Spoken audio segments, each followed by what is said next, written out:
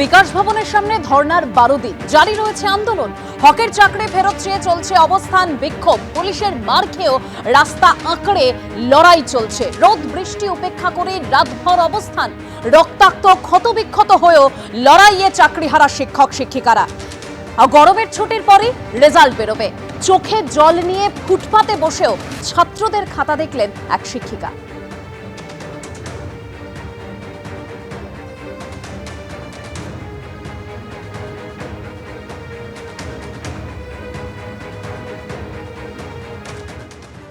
চাকরির ভবিষ্যৎ অনিশ্চিত, কিন্তু নিজেদের দায়িত্ব থেকে এক চুলও সরতে নারাজ এই চাকরিহারা শিক্ষক শিক্ষিকারা। বিকাশ ভবনের সামনে অবস্থান আন্দোলন চলছে। খোলা আকাশের নিচে রাত কাটাচ্ছেন তারা। পুলিশের মার জুটেছে এবং তারপর শাসক দলের নেতাদের একাধিক বিদ্রূপ এবং তির্যক মন্তব্য। কিন্তু তারপরেও নিজেদের দায়িত্বে অবিচল এই চাকরিহারা শিক্ষক শিক্ষিকারা। এখানে যেখানে বিকাশ ভবনের সামনে রাস্তার উপর বসে তারা আন্দোলন চালাচ্ছেন, ঠিক সেখানেই বসে দেখা যাচ্ছে পূর্ব বর্ধমানের একটি স্কুলের একজন শিক্ষিকা। তিনি এখানে বসেই স্কুলের পরীক্ষার খাতা দেখছেন। এইখানে এসে পরীক্ষার খাতা দেখতে হচ্ছে কেন? এই যে পরিস্থিতি, এই যে অচলাবস্থাটা তৈরি হয়েছে দুর্নীতির কারণে, তার তো একটা প্রতিবাদ জানানোটা দরকার। আবার আমার দায়িত্বটা যেটা বর্তায় সেটাও আমাকে পালন করতে হবে। আমি কদিন আন্দোলনের কারণে আমার খাতাগুলো দেখা হয়নি। এখন তো আমাকে দেখতে হবে, স্কুল 2 তারিখে খুলবে, আমার তো ছেলে মেয়েদেরকে খাতাগুলো দিতে হবে। সেই কারণেই এখানে বসে দেখা, যাতে দুটো একসাথে করা যেতে পারে। এখন MA অ্যাপ্লিকেশনের মাধ্যমে 31শে ডিসেম্বর পর্যন্ত অ্যালাউ করা হয়েছে, সেটারও বোধহয় কোনো প্রয়োজন ছিল না, যদি সঠিক তথ্যটা SSC তথা সরকার যদি দিয়ে দিতে পারতেন। আর আজ আমাদের বলা হচ্ছে আমরা নাটক করছি। নাটকই যদি করব তাহলে পরে হচ্ছে এখানে বসে খাতাগুলো দেখতাম না। একজন সচেতন নাগরিক এবং শিক্ষিকা হয়ে যাতে আমার ছেলেমেয়েরা যাদের আমি পড়াই, তারা যেন আমাকে দেখে এটুকু অন্তত বোঝে যে যদি কিছু ভুল হয় তাহলে সেখানে প্রতিবাদটা জানাতে হয়। তাতে হবে কি হবে না, কি হবে জানি না, কিন্তু আমার দিক থেকে আমি যেন প্রতিবাদটা সঠিকভাবে জানাতে পারি, এটুকু আমি আমার ছেলেমেয়েদের বার্তা দিতে চাই। খুব কষ্ট করে পড়াশোনাটাকে চালিয়ে নিয়ে গিয়ে আমি এবং আমার স্বামী দুজনেই ডক্টরেট বর্ধমান ইউনিভার্সিটির। অর্থাৎ এই চাকরিহারা শিক্ষক শিক্ষিকা এবং শিক্ষাকর্মীরা তারা নিজেদের দায়িত্ব পালন করে যাবেন এবং এখনও তারা আশাবাদী যে চাকরি হয়তো তাদের থাকবে, কিন্তু তার জন্য সরকারকে ইতিবাচক ভূমিকা নিতে হবে।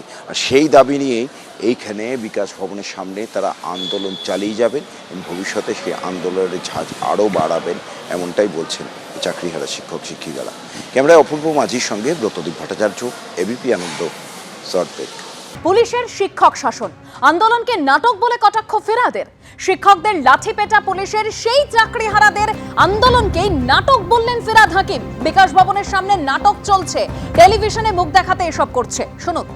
সুপ্রিম কোর্টের যে বিচার যে ওনারা যেটা দিয়েছে সেটা একমাত্র বদলাতে পারে সুপ্রিম কোর্ট।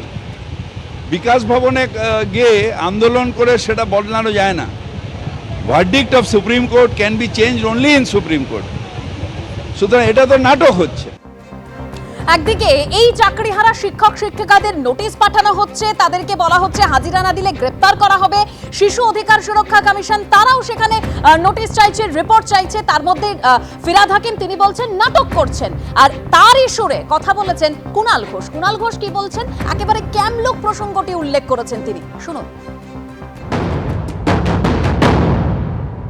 মাঝখানে শুধুমাত্র অশান্তি তৈরি করার জন্য রাজনৈতিক মঞ্চ হিসেবে জায়গাটাকে ব্যবহার করা হয়, তাহলে তো ফিরাদ হাকিম যা বলেছেন সেটাই দাঁড়ায়। আর ছবিটা দেখেছেন, একটা ছেলে বারবার ঘুরে ঘুরে গিয়ে হাত পা ছুঁড়ে ক্যামেরার সামনে শুয়ে পড়ছে।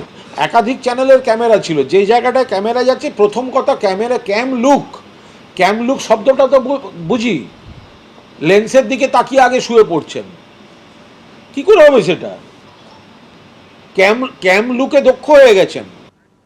ঠিক যেরকম আপনাদের বলছিলাম, কুণাল ঘোষ একেবারে ক্যামলুকের কথা উল্লেখ করেছেন, যে ক্যামলুক দেখে দেখে একেবারে রাস্তায় শুয়ে পড়ে বিক্ষোভ দেখাচ্ছেন চাকরিহারারা। কুণাল ঘোষের এই মন্তব্য নিয়ে কি বলছেন শুনুন। যখন কুণাল ঘোষকে সারদা কাণ্ডে নিয়ে যাওয়া হয়েছিল তখন ওগুলো কি করতেন? আমি যদি বলি, কুণাল ঘোষ ওই জেলে থাকা অবস্থায় গাড়ির মধ্যে থাকা পুলিশ ভ্যানে থাকা অবস্থায় আমি যদি কুণাল ঘোষ নিজে নাটক করতেন, ওনার মতো নাটকবাজ লোক দুনিয়ায় দ্বিতীয় একটা দেখতে পাওয়া যায় না। আপনারা সবাই তো লাইভ করেছেন, লাইভে কতজন কতটা নাটক করতে পারেন? লাঠি কি নাটকে ভেঙে গেছে? জামা কি নাটকে ছিঁড়ে গেছে? আপনারা তো সবাই দেখছেন, এই সব রক্ত কি নাটকের রক্ত? ওরা কি বুঝতে পারছে না? যেখানে দরকার আছে বলার সেখানে তো কেউ বলছে না। কেন এই দুর্নীতির দায় আমরা কেন? why we will get the punishment?